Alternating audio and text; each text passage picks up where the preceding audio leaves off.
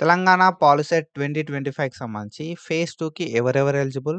And దాంతో పాటుగా phase 2కి సంబంధించి షెడ్యూల్ ఏంది? అని చెప్పి మనమైతే ఈ వీడియో లోపల డీటెయిల్‌గా మాట్లాడుకుందాం. మీకు ఎట్లాంటి డౌట్స్ ఉన్నా పాలిసెట్‌కి సంబంధించి కింద కామెంట్ సెక్షన్‌లో కామెంట్ చేసేయండి. అండ్ మనం ప్రీవియస్‌గా పాలిసెట్‌కి సంబంధించి చాలా వీడియోస్ అయితే చేసుకున్నాం. And do subscribe our channel, do follow us. మనమైతే ఇట్లాంటి కంటెంట్ ప్రొవైడ్ చేసుకుంటూ ఉందాం అన్నట్టు. So, throughout your journey నేను పక్కాగా మీకైతే హెల్ప్ చేస్తా. సో, మనకి తెలంగాణ పాలిసెట్‌కి సంబంధించిన ఫైనల్ ఫేజ్‌కి సంబంధించి షెడ్యూల్ ఏంది అంటే, మనకి 23 జులై 2025 రోజు స్లాట్ బుక్ చేసుకోవడానికి ఓపెన్ అయితదన్నట్టు. So, slot booking is nothing but మనం ఏం చేస్తాం గదా! అంటే ఒక ప్లేస్‌నైతే సెట్ చేసుకుంటాం. ఓకేనా? సో, మనకి ఒకటే డేట్ అయితే ఉంది. ఒక ప్లేస్‌ని, ఒక టైమ్‌ని అయితే సెట్ చేసుకుంటాం అన్నట్టు. సో, మనకి సర్టిఫికేట్ వెరిఫికేషన్ అనేది చేసుకోవడానికి స్లాట్‌నైతే మనం బుక్ చేసుకుంటాం. ఆన్ 23 జులై రోజు మాత్రమే మనకు స్లాట్ బుక్ చేసుకోవడానికి టైం అయితే ఉంది. సో, ఈ స్లాట్ బుకింగ్ లోపల మనం ఒక హెల్ప్‌లైన్ సెంటర్‌ని సెట్ చేసుకుంటాం. ఒక డేట్ అండ్ ఒక టైమ్‌నైతే సెట్ చేసుకుంటాం అన్నట్టు. సో, డేట్ మనకి ఒకటే రోజుంది. 24థ్ జులై రోజు మాత్రమే టైం ఉంది. ఆ రోజు మాత్రమే మనమైతే ఒక హెల్ప్‌లైన్ సెంటర్‌ని, ఒక టైమ్‌నైతే సెట్ చేసుకొని కౌన్సెలింగ్‌కి అయితే సర్టిఫికేట్ వెరిఫికేషన్‌కైతే ఎళ్తామన్నట్టు. ఓకేనా? సో, ఈ సర్టిఫికేట్ వెరిఫికేషన్ ఎవరెవరు ఎళ్ళాల్సి ఉంటది గదా! అంటే ఎవరైతే ఫేజ్ 1 లోపల ఎళ్ళలేదో వాళ్ళు మాత్రమే సర్టిఫికేట్ వెరిఫికేషన్‌కెళ్ళాలి. ఫేజ్ 1 లోపల సర్టిఫికేట్ వెరిఫికేషన్ అయిపోయిన వాళ్ళెవరు గూడా ఎళ్ళాల్సిన అవసరం అయితే లేదు. ఓకేనా? సో, ఇది. అండ్ ఫైనల్ ఫేజ్‌కి సంబంధించి సర్టిఫికేట్ వెరిఫికేషన్ అనేది 24థ్ జులై రోజుంది.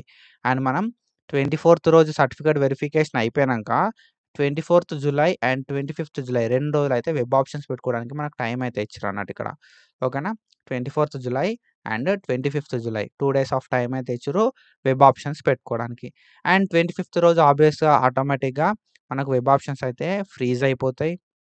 అండ్ ఒకసారి వెబ్ ఆప్షన్స్ ఫ్రీజ్ అయిన తర్వాత మనకి 28థ్ జులై రోజు సీట్ అలాట్‌మెంట్ అయితే అయితదన్నట్టు. సో, 28థ్ జులై ఆర్ ఎల్స్ దానికంటే ముందు గూడా గావచ్చు. బట్ మనకి 28థ్ July most of the time అయిపోతది మనకి సీట్ అలాట్‌మెంట్ అనేది. సో, ఒకసారి సీట్ అలాట్‌మెంట్ అయిపోయిన తర్వాత మనకి 28థ్, 29థ్ 2 డేస్ ఆఫ్ టైమ్ మాత్రమే ఉంది. ఆన్‌లైన్ లోపల ఫీ పేమెంట్ చేసి సెల్ఫ్ రిపోర్టింగ్ చేసుకోవడానికి. సో, 28థ్ జులై అండ్ 29థ్ జులై. సో, దాని తర్వాత మనకి ఒకసారి నువ్వు అలాట్‌మెంట్ అయిపోయింది అన్న సిట్యుయేషన్ లోపల సెల్ఫ్ రిపోర్టింగ్ చేసుకున్న సిట్యుయేషన్ లోపల you can go to college and report. ఓకేనా? కాలేజ్‌కెళ్ళి మన సర్టిఫికేట్‌లన్నీ సబ్మిట్ చేసి మనమైతే రిపోర్ట్ ఇయ్యొచ్చు. ఫ్రమ్ 28థ్ జులై ఫేజ్ 1ల సీట్ వచ్చినోళ్ళు, ఫేజ్ 2ల సీట్ వచ్చినోళ్ళు అందరూ గూడా మనకి ఫైనల్ ఫేజ్ తర్వాతనే 28థ్ జులై, 29థ్ జులై అండ్ 30థ్ జులై ఈ 3 డేస్ లోపల కాలేజ్‌కెళ్ళి సర్టిఫికేట్స్ అయితే సబ్మిట్ చేయాల్సి ఉంటదన్నట్టు. సో, కాలేజీలో మనకు కాలేజ్ ఎప్పుడు స్టార్ట్ అయితది అవన్నీ గూడా మనకైతే చెప్తారు 31 జులై వరకి. ఓకేనా? So, this is about our schedule final ఫేజ్‌కి సంబంధించి. అండ్ ఈ ఫైనల్ ఫేజ్‌కి ఎవరెవరు ఎలిజిబుల్ అయితారో అని చెప్పి మనమైతే ఇప్పుడు చూద్దాం. సో, ఇక్కడ మనం చూసుకుంటే తెలంగాణ పాలిసెట్‌కి సంబంధించి ఫేజ్ 2కి ఎవరు ఎలిజిబుల్ అయితారంటే ఫేజ్ 1 లోపల ఎవరికైతే సీటొచ్చి అండ్ ఎవరైతే జాయిన్ కావడానికి ఇంట్రెస్ట్ ఉన్నదో వాళ్ళైతే ఎలిజిబుల్ అయితారు.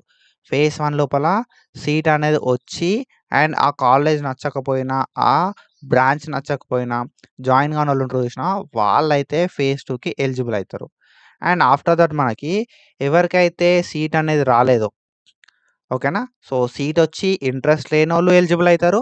ఎవరికైతే సీట్ రాలేదో వాళ్ళు కూడా తెలంగాణ పాలిసెట్ ఫేజ్ 2కైతే ఎలిజిబుల్ అయితారు. అండ్ సర్టిఫికేట్ వెరిఫికేషన్ అయిపోయిన తర్వాత సీట్ రానోళ్ళైతే ఎలిజిబుల్ అయితారన్నట్టు. అండ్ ఆఫ్టర్ దట్ ఏందంటే ఎవరైతే ఫేజ్ 1 లోపల వెబ్ ఆప్షన్స్ పెట్టుకోరో వాళ్ళైతే ఎలిజిబుల్ అయితారన్నట్టు. ఓకేనా? ఎవరైతే ఫేజ్ 1 లోపల వెబ్ ఆప్షన్స్ పెట్టుకోరో సర్టిఫికేట్ వెరిఫికేషన్ అయిపోతది. కానీ వాళ్ళు వెబ్ ఆప్షన్స్ పెట్టుకోరన్నట్టు. సో, అట్లాంటి సిట్యుయేషన్ లోపల వాళ్ళు గూడా ఎలిజిబుల్ అయితారు మనకి.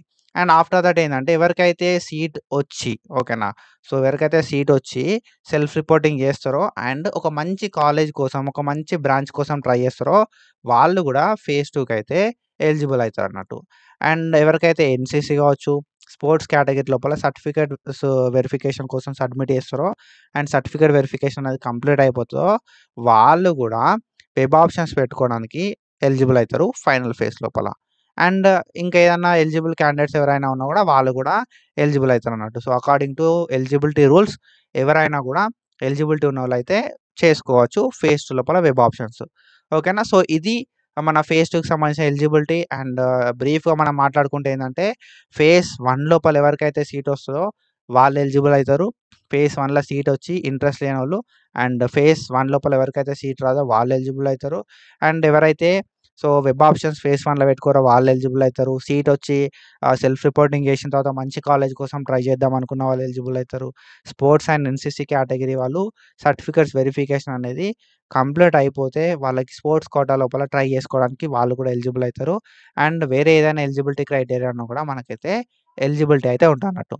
This is the eligibility of Telangana Polycet 2025 phase 2.